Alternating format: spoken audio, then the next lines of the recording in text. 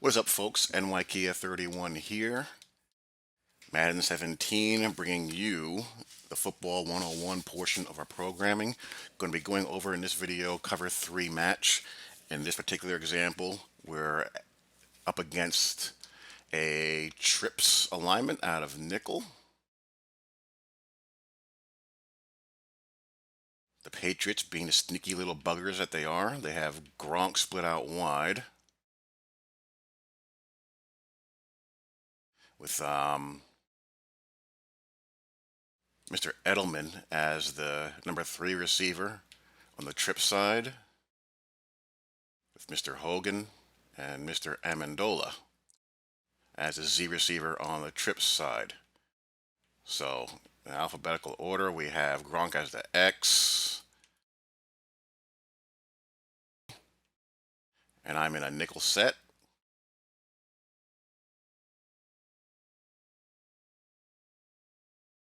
I'm controlling the free safety here.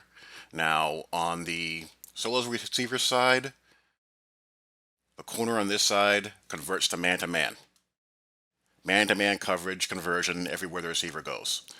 So for all practical purposes, Revis is man-to-man coverage on Gronk.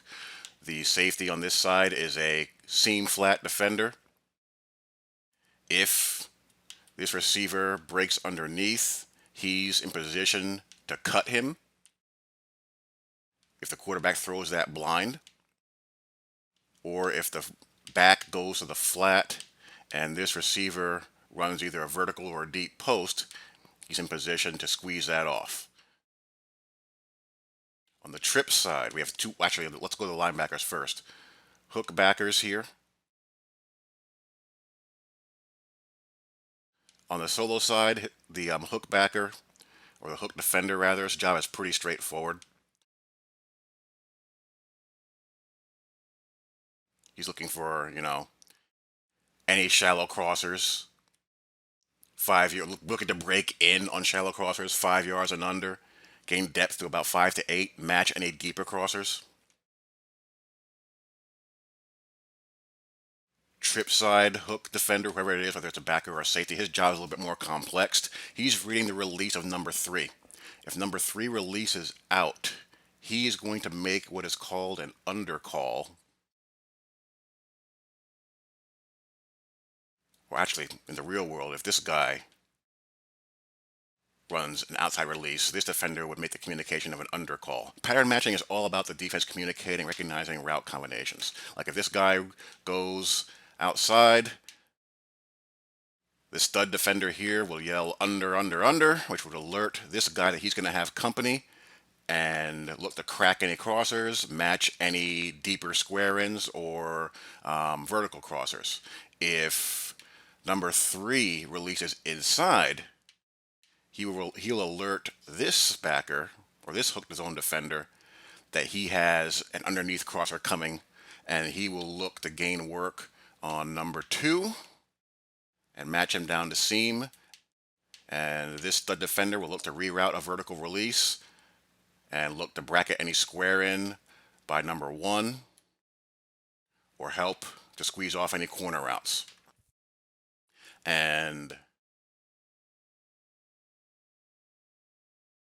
the corner outside, Mr. Screen here, he's got your standard deep threat responsibilities in cover 3. I have the Jets' monstrous defensive lineman here, Leonard Williams. Auto flip puts Leonard Williams into a kind of in between a 1 and a 2 technique, with McClendon playing the 3.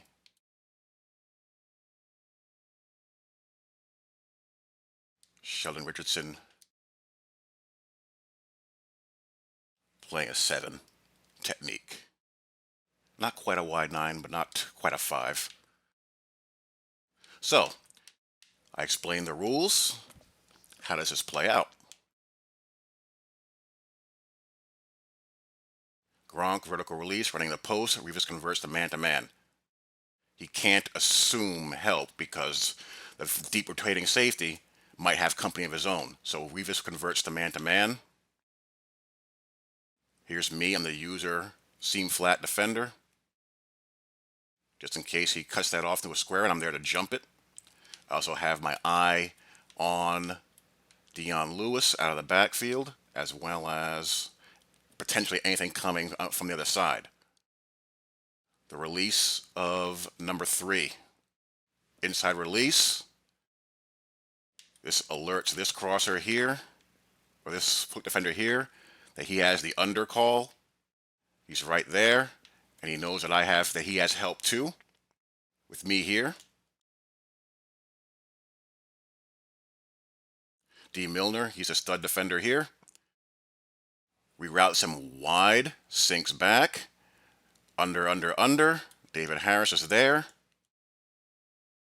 And Skrine has deep third responsibility here on a straight streak. And you see Rivas here has converted to man coverage on this post route. And everyone does their job.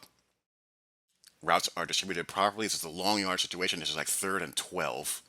And the only place Tom has to go is this dump off, because the Jets DNs, Richardson and Muhammad, they scream off the edge here. But as you can see, the windows here are squeezed.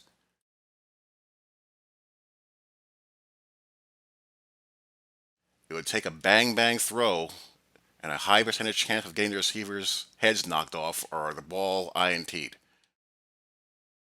Now, what is the weakness of pattern matching coverage? One of them is wheels out of the backfield and out of the slot. Because if this guy's converting to man coverage, as you can see, there's no one here but your seam flat defender. And if you can get a mismatch with a back against a safety down the field and down the sideline, you'll take that. Same thing with the slot wheel. Vertical release. So what teams will do, they'll run a slot wheel switch concept.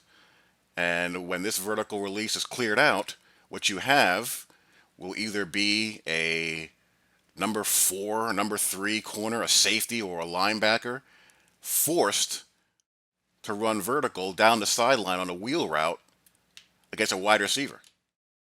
The offense will take their best shot one-on-one against that any day.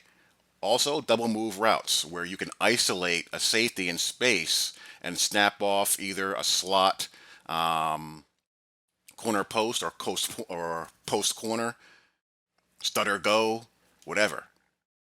Safeties are, generally speaking, not as skilled at playing in space as corners.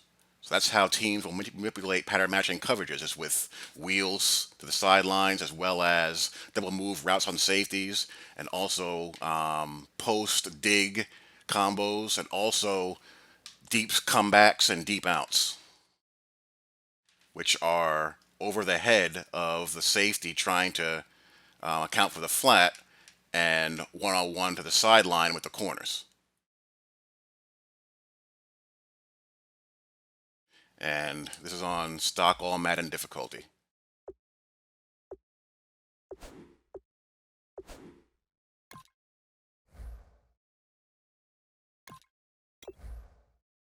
All Madden. Player skills are all at default, so I'm not pulling any hijinks off on you. CPU skill on default. So you can force the CPU into checking the ball down or throwing the ball away, or outright sacking him, which we almost do here. Punt the football. So that's Pattern Match 101. More of this kind of stuff coming all year. And I will talk to you all later. This is what I do.